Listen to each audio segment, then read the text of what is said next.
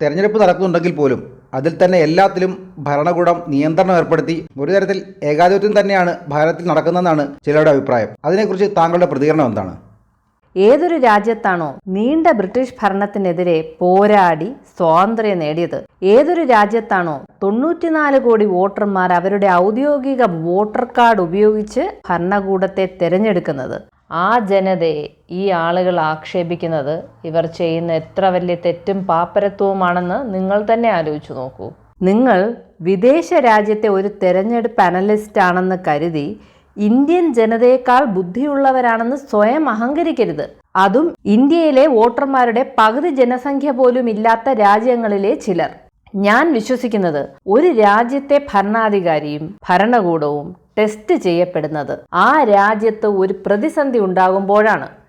ലോകം തന്നെ പകച്ചുപോയ കോവിഡ് കാലം നോക്കാം. രാജ്യത്തെ 140 കോടി ജനങ്ങൾക്ക് വേണ്ട വാക്സിൻ വളരെ വേഗം ഉണ്ടാക്കി സൗജന്യമായി രാജ്യത്താകെ കുറഞ്ഞ സമയത്ത് എത്തിച്ച് വാക്സിൻ ഡ്രൈവ് പൂർത്തിയാക്കുക മാത്രമല്ല ഭാരതം ചെയ്തത്.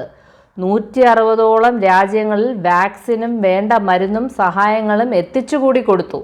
വേറെ ഏത് രാജ്യത്തിന് ഇത് അവകാശപ്പെടാൻ കഴിയും? ഒരു രാജ്യത്തെ 80 കോടി ജനങ്ങൾക്ക് കോവിഡ് മുതൽ എല്ലാ മാസവും സൗജന്യ റേഷൻ നൽകുന്ന വേറെ ഏത് രാജ്യമുണ്ട് ലോകത്ത്? ഇപ്പോഴത് 2029 വരെ സൗജന്യമായി നൽകാനും മോഡി ഗവൺമെന്റ് തീരുമാനിച്ചിട്ടുണ്ട്. ലോകത്ത് മറ്റൊരു രാജ്യവുമില്ല ആയുഷ്മാൻ ഭാരത് യോജന പോലെ ഒരു രാജ്യത്തെ 10 കോടി ജനങ്ങൾക്ക് വർഷം 5 ലക്ഷം രൂപ വരെ സൗജന്യ ചികിത്സ നൽകുന്നത്. അതും ഒരു ക്യാഷ്ലെസ്, ഒരു കാർഡ് മാത്രം വെച്ച്. രാജ്യത്താകെ 28,000 ആശുപത്രികൾ അതിൻ്റെ ഭാഗമാണ്. എനിക്ക് തോന്നുന്നത് ഈ വിലയിരുത്തി മാർക്കിടുന്ന നിരീക്ഷകർക്ക് ഈ രാജ്യത്ത് ജനങ്ങൾക്ക് വേണ്ടി പ്രവർത്തിക്കുന്ന ഒരു സർക്കാരിനെ കുറിച്ച് അറിയില്ല എന്നാണ്. ജനങ്ങളുടെ ആവശ്യം എന്താണെന്ന് മനസ്സിലാക്കി അവർക്ക് വേണ്ടി നടപ്പാക്കുന്ന ഒരു ഭരണാധികാരിയുള്ള നാട്. അതും ഓരോ 5 വർഷം കൂടുമ്പോഴും ജനങ്ങൾ അവരുടെ പരമാധികാരം ഉപയോഗിച്ച് ഭരണകൂടത്തെ വിലയിരുത്തി വോട്ട് ചെയ്യുന്ന ലോകത്തെ ഏറ്റവും വലിയ ജനാധിപത്യ രാജ്യത്തെക്കുറിച്ചാണ് അവർ പറയുന്നത്. കാലങ്ങളായി നമ്മുടെ രാജ്യത്തെ ജനങ്ങൾ വോട്ട് ചെയ്യാൻ പോകുമ്പോൾ ചില വികാരങ്ങളാണ് അവരെ വോട്ട് ചെയ്യാൻ പ്രേരിപ്പിക്കുന്നത്. അത് ജാതി, മതം എന്തുമാവാം. ഞങ്ങളുടെ വികസനം നോക്കി മാത്രം നിങ്ങൾ വോട്ട് ചെയ്യൂ എന്ന് ജനങ്ങളോട് ധൈര്യത്തോടെ പറഞ്ഞ 2 പ്രധാനമന്ത്രിമാരെ ഈ രാജ്യത്തുണ്ടായിട്ടുള്ളൂ. അത് ഞങ്ങളുടെ വാജ്പേയിയും മോദിയുമാണ്. മോദി കൊണ്ടുവന്ന മാറ്റം എന്തെന്നാൽ ഓരോ വോട്ടർമാരും വലിയ സ്വപ്നങ്ങൾ നടക്കുമെന്ന് വിശ്വസിച്ചുകൊണ്ടാണ് ഇപ്പോൾ വോട്ട് ചെയ്യുന്നത്. അതൊരു BJP പ്രവർത്തക എന്ന നിലയിൽ എനിക്ക് അഭിമാനമുണ്ട്. ഇന്ത്യക്ക് സ്വാതന്ത്ര്യം വേണമെന്ന് പോലൊരു നാഷണൽ അംബിഷൻ രാജ്യത്തിന് പിന്നെ ഉണ്ടായിട്ടേയില്ല. എന്നാൽ ഇന്ന് ജനം മോദിയുടെ 2047 വികസിത ഭാരതം എന്നത് അവരുടെ കൂടി നാഷണൽ ആയി വിശ്വസിക്കുന്നു.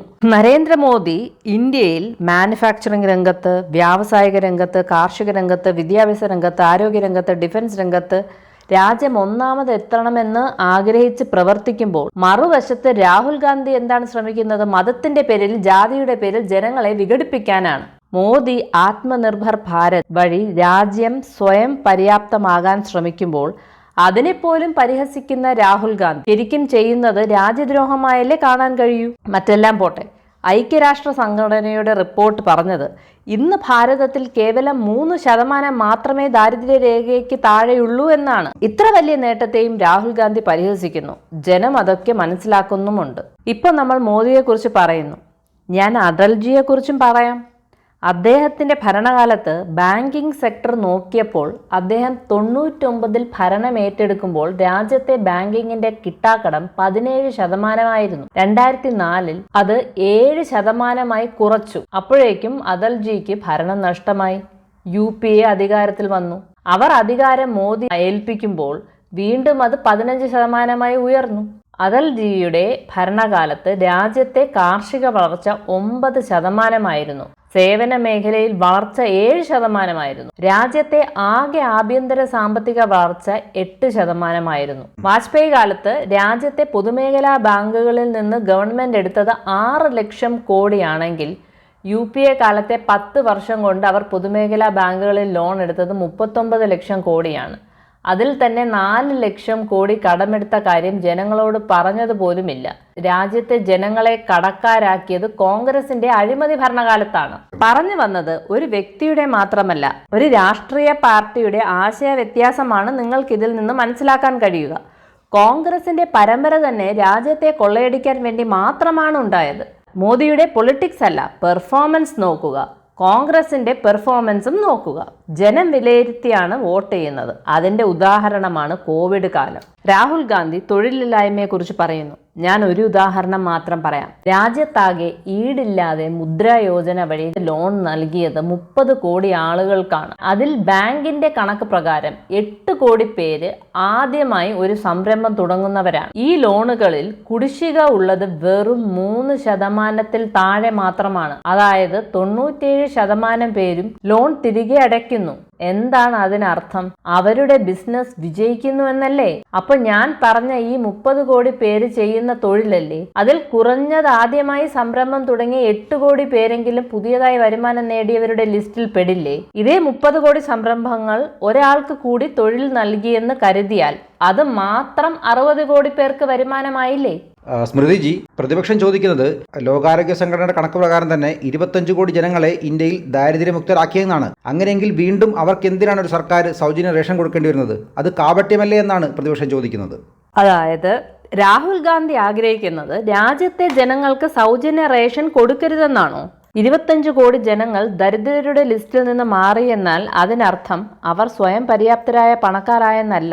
ഒരു രാജ്യത്തെ ദരിദ്ര വിഭാഗത്തിന് അവരുടെ ആ അവസ്ഥ ഉണ്ടാകാൻ പ്രധാന കാരണം അവരുടെ മോശം ആരോഗ്യസ്ഥിതിയാണ്. രോഗങ്ങൾ കാരണം ആശുപത്രി ചെലവുകൾ കൂടുന്നതുകൊണ്ടാണ്. അവിടെയാണ് മോദിയുടെ പല പദ്ധതികൾ ഈ രാജ്യത്തെ ജനങ്ങൾക്ക് ഉപകാരപ്പെട്ടത്. ശുചിത്വമില്ലായ്മ കൊണ്ട് ആരോഗ്യം മോശമായിരുന്നത് ഇല്ലാതാക്കാൻ മോദിയുടെ സ്വച്ഛ് ഭാരത് പദ്ധതിക്ക് കഴിഞ്ഞു. 12 കോടി ടോയ്ലറ്റുകൾക്ക് അത് കഴിഞ്ഞു. മറ്റെല്ലാ രാജ്യത്തും കോവിഡ് വാക്സിൻ ജനങ്ങൾ പണം കൊടുത്താണ് വാങ്ങിയത്. നമ്മുടെ രാജ്യത്ത് ഒരു വാക്സിൻ 600 രൂപ ചെലവ് കണക്കാക്കിയാൽ ഒരു കുടുംബത്തിന്റെ 4 പേർക്ക് ബൂസ്റ്റർ ഡോസ് അടക്കം 3 ഡോസ് എടുക്കാൻ 7200 രൂപ വേണ്ടി വരുമായിരുന്നില്ലേ? മോദി ഗവൺമെന്റ് അവരുടെ ബാധ്യത കുറച്ചില്ലേ? ആയുഷ്മാൻ ഭാരത് യോജന കാരണം അവരുടെ ആശുപത്രി ചെലവുകൾ 0 ആയി മാറി എന്നത് മൂന്നാമത്തെ കാരണം. 2023 മുതലുള്ള കണക്കുകൾ മാത്രം എടുത്താൽ രാജ്യത്താകെ 5,70,00,000 ആശുപത്രി അഡ്മിഷൻ, 70,000 കോടി ചെലവുള്ളത് ആയുഷ്മാൻ യോജന വഴി സൗജന്യമായി ചെയ്തു. ഈ നേട്ടമാണ് രാജ്യത്തെ ദരിദ്രർക്ക് ലഭിച്ചത്. GDP കണക്ക് കൂട്ടിയാൽ ജനങ്ങൾക്കുണ്ടാകുമായ ബാധ്യത ഗവൺമെന്റ് ഏറ്റെടുക്കുക ചെയ്തത്. ഞാനൊരു കാര്യം പറയട്ടെ, നിങ്ങളുടെ ഈ ചാനൽ തന്നെ 2012 തോന്നുന്നു രാജ്യത്തെ ടോയ്ലറ്റ് ഇല്ലായ്മ കൊണ്ട് രാജ്യത്തിന്റെ GDPയിൽ 6% നെഗറ്റീവ് ഇമ്പാക്ട് ഉണ്ടാക്കുന്നു എന്നാണ് റിപ്പോർട്ട് ചെയ്തത്. അപ്പോൾ മോദി 12 കോടി ടോയ്ലറ്റ് നിർമ്മിച്ചപ്പോൾ അതിന്റെ പോസിറ്റീവ് ഇമ്പാക്ട് രാജ്യത്തിന്റെ വളർച്ചയിൽ ഉണ്ടാവില്ലേ? ഇത്തരം പദ്ധതികൾ മോദി തുടരുന്നത് അവർ ഇനിയും ദാരിദ്ര്യത്തിലേക്ക് തിരികെ വീണു പോകാതിരിക്കാനുള്ള ഒരു സർക്കാരിന്റെ കരുതലാണ്. അതാണ് മോദി. പ്രതിപക്ഷത്തിന് അത് മനസ്സിലാക്കാനുള്ള കഴിവ് പോലും ഇല്ല എന്നതാണ് രാജ്യത്തിന്റെ പ്രശ്നം. ഇലക്ഷൻ കമ്മീഷൻ പലതവണ രാജ്യത്തോട് പറഞ്ഞു EVM മെഷീനിൽ സംശയമുള്ളവർ ടെസ്റ്റ് ചെയ്യണമെന്ന്. ഒരു തവണയെങ്കിലും രാഹുൽ ഗാന്ധി ആ ടെസ്റ്റിന് തയ്യാറായോ? ഏതൊന്നിനെക്കുറിച്ച് അപവാദം പറഞ്ഞുണ്ടാക്കാൻ വളരെ എളുപ്പമാണ്. പക്ഷെ നിങ്ങൾ കുറ്റം പറയുന്നത് ജനാധിപത്യത്തെയാണ്. ജനപ്രതിനിധികളെ തിരഞ്ഞെടുക്കാനുള്ള ജനങ്ങളുടെ ചോയ്സിനെയാണ് നിങ്ങൾ അപമാനിക്കുന്നത്. നിങ്ങൾ പറയുന്നത് ഈ ലോകം മുഴുവൻ എല്ലാ ശക്തിയും മോഡിയെ പ്രധാനമന്ത്രിയാക്കാൻ വേണ്ടി ദുരുപയോഗിക്കുന്നു എന്നാണ്. മോദി സർക്കാരിൻ്റെ പ്രവർത്തനങ്ങൾ കണ്ട് അവർക്കവരുടെ അനുഭവത്തിൽ അത് ഗുണപ്രദമായതുകൊണ്ടാണ് വോട്ട് ചെയ്യുന്നത്. ഉദാഹരണമായി ഞാൻ എൻ്റെ അമേഠിയെക്കുറിച്ച് മാത്രം പറയാം. 50 വർഷം ഗാന്ധി കുടുംബം കൈവശം വെച്ചിരുന്ന അമേഠി, 15 വർഷം ഇതേ രാഹുൽ ഗാന്ധിയുടെ സ്വന്തമായിരുന്ന അമേഠിയിൽ കഴിഞ്ഞ 5 വർഷം കൊണ്ട് നിർമ്മിച്ചത് 1,09,000 വീടുകളാണ്. 4 ലക്ഷം കുടുംബങ്ങൾക്ക് ജീവിതത്തിൽ ആദ്യമായി അടച്ചുറപ്പുള്ള ടോയ്ലറ്റ് ലഭിച്ചത് കഴിഞ്ഞ 5 വർഷത്തിലാണ്. അമേഠിയിലെ 50 ലക്ഷം ജനങ്ങളിൽ കുറഞ്ഞത് 16 ലക്ഷം ആളുകൾക്ക് ടോയ്ലറ്റ് ഉണ്ടായിരുന്നില്ല. ഒന്നാലോചിച്ചു നോക്കൂ. ഇവരാണ് പറയുന്നത് മോദിയുടെ ശക്തി EVM ആണെന്ന്. 50 വർഷം കയ്യിൽ അധികാരമിരുന്നിട്ടും അമേഠിയിലെ 4 ലക്ഷം സ്ത്രീകൾക്ക് വൈദ്യുതി ഇല്ലാതെ ഇരുട്ടിൽ ജീവിക്കേണ്ടി വന്നിരുന്നു. അവർക്കിപ്പോൾ വൈദ്യുതി ഉണ്ട്.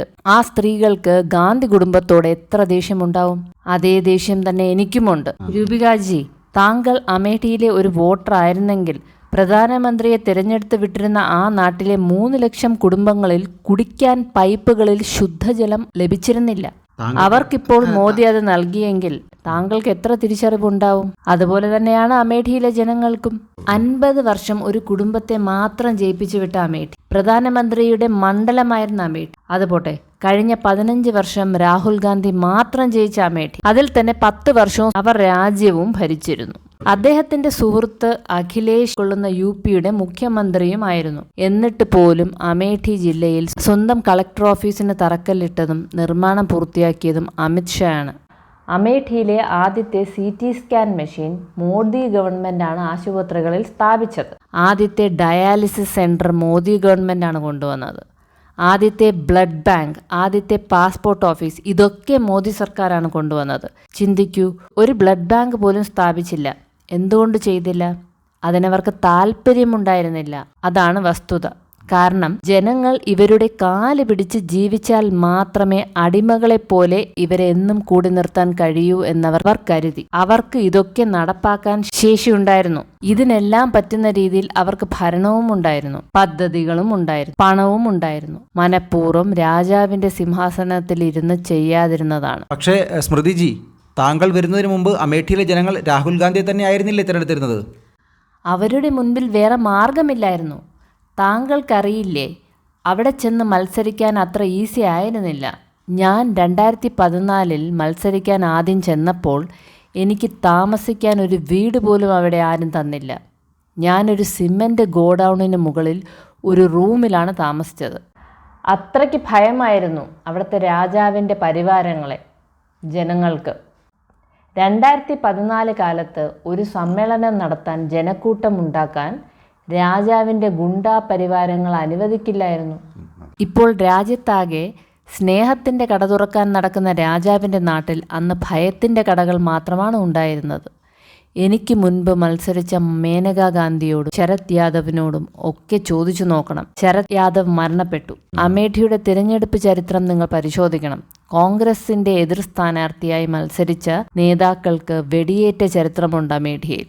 എനിക്ക് 2ാം തവണ അവിടെ പ്രവർത്തിക്കാൻ തന്നെ കഴിഞ്ഞത്, ജയിക്കാൻ കഴിഞ്ഞത് ഒക്കെ മോദി സർക്കാരിൻ്റെ ആദ്യ ഭരണകാലത്ത് അവിടെ 1,20,000 കുടുംബങ്ങളിൽ 2017 മുമ്പ് വൈദ്യുതി നൽകിയതിൻ്റെ പേരിലാണ്. 50 വർഷം ഗാന്ധി കുടുംബം ഭരിച്ച മണ്ഡലത്തിൽ 60% വീടുകളിൽ വൈദ്യുതി ഉണ്ടായിരുന്നില്ല. അവരുടെ ദുർഭരണമാണ് എനിക്ക് വിജയം നൽകിയത്. അപ്പോൾ രാഹുൽ ഗാന്ധി ഇനി അമേഠിയിലേക്ക് വരില്ല എന്ന് താങ്കൾക്ക് ഉറപ്പാണോ? അങ്ങനെയാണോ പറയുന്നത്?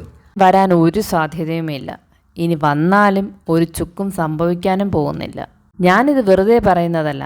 2022 UPയിലെ നിയമസഭാ തിരഞ്ഞെടുപ്പിൽ അമേഠിയിലെ 5 നിയമസഭാ മണ്ഡലത്തിലും രാഹുൽ ഗാന്ധിയും പ്രിയങ്ക ഗാന്ധിയും 2 പേരും കൊണ്ടുപിടിച്ച പ്രചാരണമാണ് നടത്തിയത്. കാരണം ഞാൻ ജയിക്കുമ്പോൾ പോലും അവർക്ക് 4 ലക്ഷം വോട്ടുകൾ ഉണ്ടായിരുന്നു എന്ന ധൈര്യമായിരുന്നു അവർക്കുണ്ടായിരുന്നത്. അത് കോൺഗ്രസിന്റെ മാത്രം വോട്ടായിരുന്നില്ല. കാരണം 2019 എന്നെ നേരിട്ടത് കോൺഗ്രസ് SP BSP മഹാഗത്ബന്ധനായിരുന്നല്ലോ. എന്നിട്ടും അവർക്ക് ലഭിച്ചത് വെറും 4,03,000 വോട്ടാണ്. 2022 നിയമസഭയിൽ അമേഠിയിലെ 5 മണ്ഡലത്തിൽ 4 മണ്ഡലത്തിലും ചേട്ടനും അനിയത്തിയും കൂടി പ്രചാരണം നടത്തിയിട്ടും ലഭിച്ചത് 1,20,000 വോട്ടാണ്. അതായത് 2024 ലോക്സഭാ തെരഞ്ഞെടുപ്പിന് മുൻപ് തന്നെ അവരുടെ 3 ലക്ഷം വോട്ടുകൾ നഷ്ടപ്പെട്ടിരുന്നു. 3 വർഷം കൊണ്ട് 3 ലക്ഷം ജനങ്ങളുടെ പിന്തുണ നഷ്ടപ്പെട്ട കോൺഗ്രസിന് അടുത്ത 2 വർഷത്തിൽ എത്ര കൂടി പിന്തുണ നഷ്ടമായി കാണും?